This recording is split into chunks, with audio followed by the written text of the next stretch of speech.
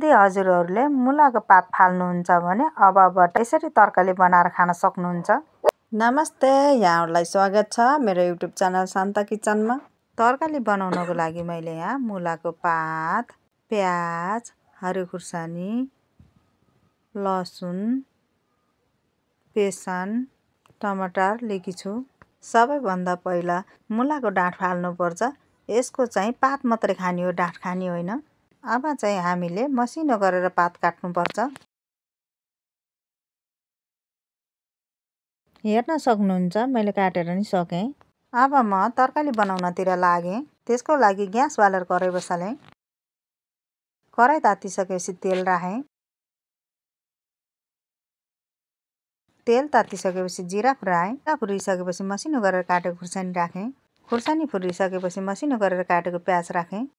प्याज फुरिसकेपछि टमाटर राखेँ। टमाटर गलाउनको लागि मैले नुन राखेँ। नुन चाहिँ थोरै राख्नु होला, अहिले साग भुट्दा नि राख्नुपर्छ। नुन राखिसकेपछि बेसार, मसला, खुर्सानी राखेर चलाएँ।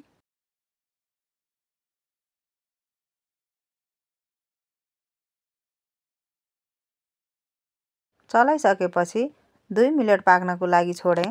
टमाटर नि पाकिसक्यो। अब म चलाएर 1 कप पानी राख्छु। पानी राखिसकेपछि चलाएँ।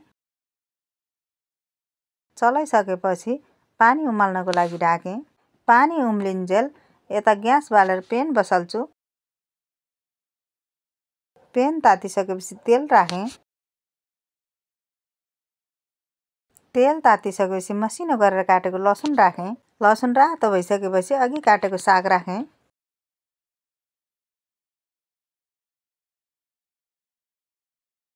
साग राखिसकेपछि चलाएँ।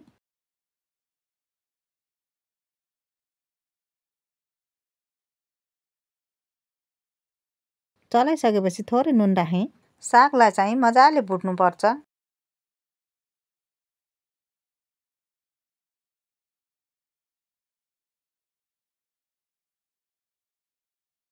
सागलाई मैले भुटिनिसकेँ। अब म ग्यास बन्द गर्छु।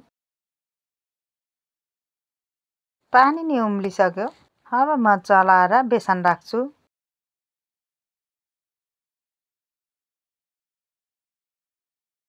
बेसन राखिसकेपछि म चलाउँछु। यसलाई चाहिँ मजाले चलाउनु पर्छ।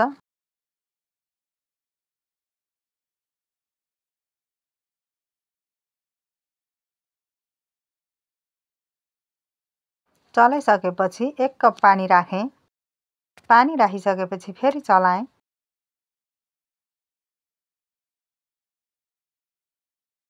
चलाइसकेपछि 2 मिनट उमाल्नु होला। उम्लिसकेपछि साग राखेँ। साग राखिसकेपछि चलाएँ।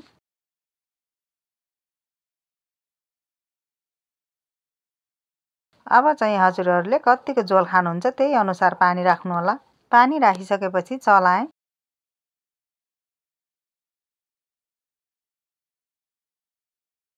चलाइसकेपछि एकैछिन पकाउनको लागि राखेँ। हेर्न सक्नुहुन्छ हजुरहरूले तरकारी पाकिसकेको छ। अब म ग्यास बन्द गर्छु। अब हजुरहरूले यसलाई भातसँग खान सक्नुहुन्छ।